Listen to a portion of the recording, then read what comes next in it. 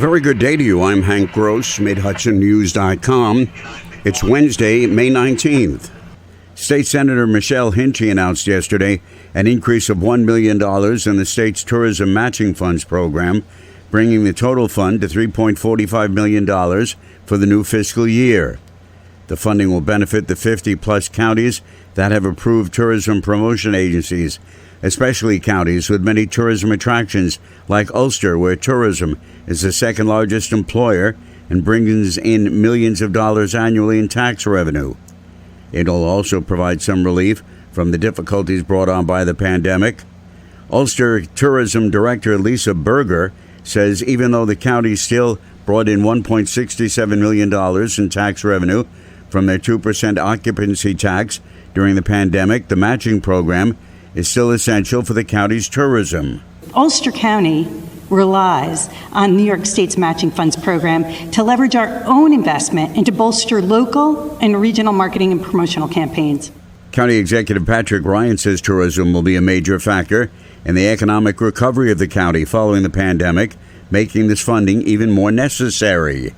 In Ulster County, this is absolutely one of the main drivers of our economy and therefore will become one of the main drivers of our recovery coming out of this incredibly difficult year. And this is really just more fuel to put into that great engine of economic growth and recovery.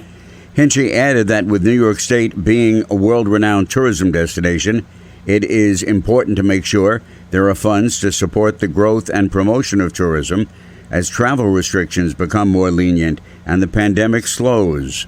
New York is a tourism destination, and we need to do all that we can to protect it and to bolster it, especially after a year like the one that we've all just experienced. In-state tourism and bringing more people from outside as people are able to get back on planes and go for road trips is so critically important right now. Counties will be able to apply for the match based on a formula. Poughkeepsie Common Council Chairperson Sarah Salem wants to reopen meetings in person.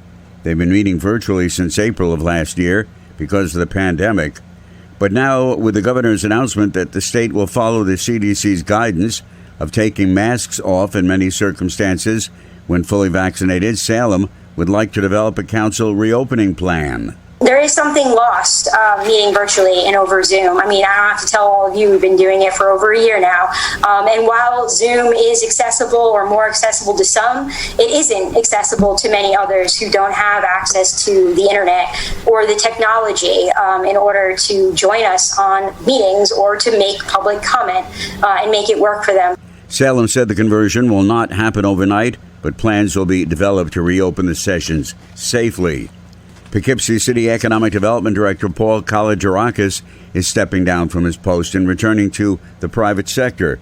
He joined the administration of Mayor Rob Rollison in 2018 and oversaw the reconstruction of the city's economic and community development team. A Saugerties man upset with being served with eviction papers to vacate the premises allegedly went on a damaging spree there. Saugerties police charged 35-year-old Vincent Neglia of 3691 Route 32 with felony criminal mischief. He was released on an appearance ticket as that charge is no longer an arraignable offense under bail reform. The complaint team reported that Neglia had entered the residence and damaged several items, including smashing a TV set with the bat. I'm Hank Gross, MidHudsonNews.com for Radio Kingston.